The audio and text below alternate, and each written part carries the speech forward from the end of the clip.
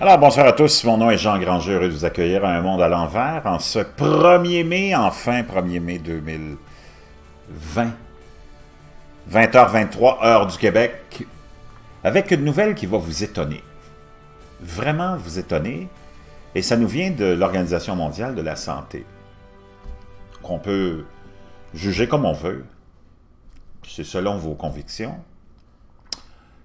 mais qui, au fil de son histoire, a quand même fait un travail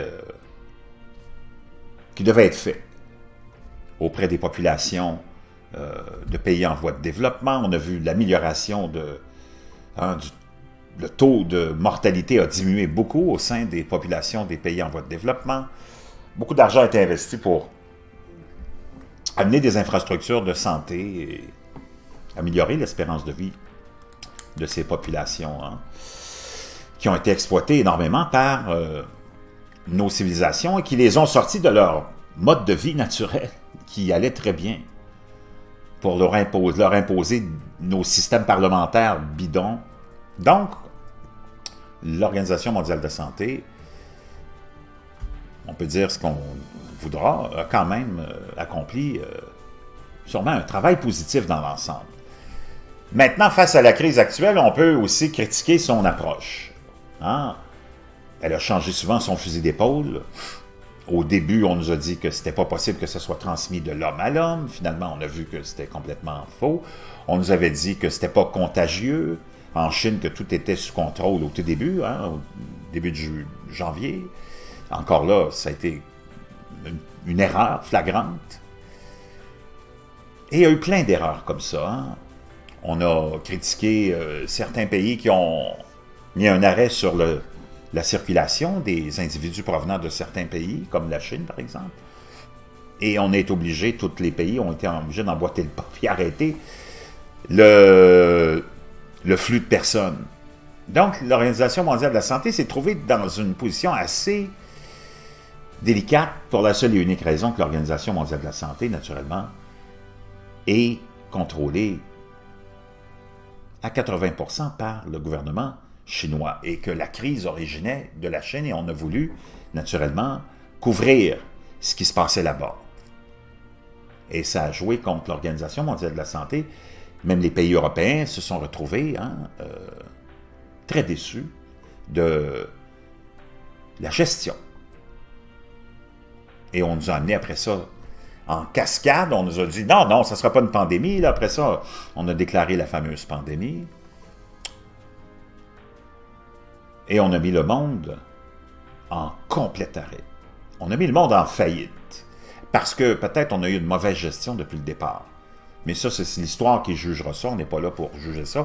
Puis on n'a pas les outils pour juger ça. Puis on n'a pas les moyens de tout analyser, puis de tout aller vérifier, puis de tout aller confirmer. Donc, ça va rester sûrement une histoire comme bien d'autres, sans réelle conclusion, sans réel coupable, sans réel responsable. Puis on passerait l'éponge. Mais il y aurait eu un dommage incroyable fait d'abord aux populations qui ont perdu des proches, plus de 250 000 morts maintenant. Si on avait eu une approche différente depuis le début, peut-être qu'on aurait évité beaucoup de morts. Sans compter l'économie mondiale qui est complètement à terre. Ce qui n'est peut-être pas une mauvaise chose, mais beaucoup de gens sont anxieux avec ça. Et je vous avouerai que, honnêtement, ça me fait très plaisir, puis il est temps qu'on mette cette économie-là à terre, une économie qui a été prouvée injuste et qui ne vous donne pas la chance de vous réaliser, qui ne donne pas la chance de vous épanouir et de vous lancer en affaires, parce que pour se lancer en affaires, dans le modèle économique dans lequel on est en ce moment, un peu partout, il faut être déjà très riche et avoir les reins très solides. Donc, que ce système-là s'écroule, honnêtement, ça ne me fait pas plus de peine qu'il faut, parce que ce système-là industriel, ce système qui est né de l'industrialisation, qui date depuis 200 ans, a besoin d'être vraiment modifié. Le gouvernement a besoin de se retirer de la sphère économique. Ce n'est pas le rôle du gouvernement d'être dans la sphère économique et des politiciens et des bureaucrates. Laissez les gens créer leurs entreprises, créer leur modèle d'affaires, puis tout va bien aller. Dans le fond, si le gouvernement se retirait de nos vies, ce serait vraiment pas loin du paradis. Maintenant, La Suède, qui fait bande à part, qui n'a pas été en confinement, qui n'a pas mis sa population en confinement, qui a continué à opérer, les restaurants, les commerces, les entreprises, les écoles, avec très peu de cas parce qu'on a respecté la distanciation sociale quand même, on a respecté les normes minimales de précaution, a été pointé du doigt pendant des semaines et des semaines par toute la communauté internationale en se disant « Mais comment ça se fait qu'eux autres, ils sont là, puis ils ne sont pas embarqués dans le même bateau que nous autres, à confiner tout le monde, à fermer toutes les entreprises, tous les restaurants. Ils vont sûrement avoir le retour de ça, ils vont avoir une crise incroyable, ils vont avoir des décès incroyables. » Puis finalement, on a vu que les chiffres sont restés très stables et très en contrôle en Suède. Malgré le fait que tout le monde a continué à vivre normalement, on a isolé les vieux, c'est ce qu'il fallait faire. Et même l'Organisation mondiale de la santé pointait il n'y a pas si longtemps la Suède du doigt en disant « Mais c'est irresponsable ce que le gouvernement suédois fait, et ainsi de suite. » Et finalement, imaginez-vous la position maintenant de l'Organisation mondiale de la santé, qui nous dit que la Suède est un modèle pour la nouvelle normalité, selon l'OMS, et que s'il y a une nouvelle pandémie, il faudra qu'on prenne le modèle de la Suède. L'Organisation mondiale de la santé a fait l'éloge de la Suède en tant que modèle futur dans la prochaine phase de lutte contre l'épidémie, car elle a fait confiance aux gens pour observer les règles de distanciation sociale. Imaginez-vous, unique en Europe, la Suède a choisi de ne pas lutter contre la pandémie avec un verrouillage forcé, même si la politique a conduit à un nombre de morts plus élevé qu'au Danemark et en Norvège. Mike Ryan de l'équipe d'urgence de l'OMS a déclaré qu'il était faux de croire que la Suède avait juste laissé l'infection se propager. Rien ne peut être plus éloigné de la vérité, a déclaré le Dr Ryan. La Suède a défini une politique très stricte en matière de santé publique. Il s'agit de prendre des distances physiques et de protéger les personnes âgées dans diverses maisons de soins infirmiers et bien plus encore. On peut voir ici la fameuse courbe. La Suède, un petit peu plus, mais pas tant que ça.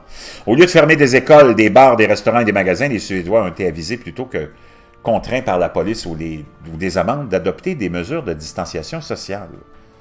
Je suis confiant dans la stratégie globale, a déclaré la semaine dernière le premier ministre Stefan Löfven. L'une des raisons pour lesquelles nous avons choisi cette stratégie, et là où nous avons soutenu les agences, c'est que toutes les mesures doivent être durables dans le temps. L'approche de la Suède, a déclaré le Dr Ryan, était un bon exemple de la manière dont les sociétés occidentales pouvaient atteindre une nouvelle normalité.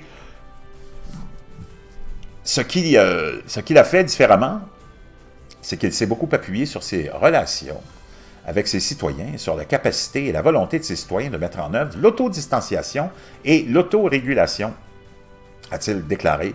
Ils ont mis en œuvre des politiques publiques grâce à ce partenariat.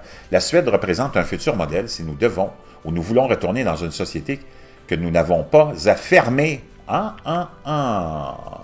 Cependant, deux des principaux experts suédois ont averti que la situation dans ces maisons de soins et la transmission continue du virus était due au fait que les gens ignoraient les règles de distanciation sociale dans les villes. Uno Wennergren, professeur de biologie théorique à l'université Linköping, et Tom Britton, professeur de mathématiques à l'université de Stockholm, ont prédit que les décès augmenteraient entre 10 000 et 20 000 par rapport à 2 586. C'est pourquoi il est de la plus haute importance que nous puissions réduire le taux de transmission, a déclaré le professeur Britton. La ville de Lund, dans le sud de la Suède, a répandu du fumier de poulet puant sur le terrain d'un parc central pour décourager une célébration publique jeudi. C'est traditionnellement une grande journée festive parmi les étudiants et les jeunes Suédois. Gustav Lindblad du comité environnemental de Lund a déclaré au journal suédois que nous avons la possibilité de fertiliser les pelouses du parc et en même temps, cela puera et ce ne sera peut-être pas si agréable de s'asseoir et de boire de la bière dans le parc. La ville dit que 30 000 personnes de différentes parties de la Suède, principalement des étudiants de l'université de Lund, se sont rassemblés les années précédentes dans ce fameux parc pour célébrer la Valborg, un festival spontané qui marque l'arrivée du printemps pour les Suédois.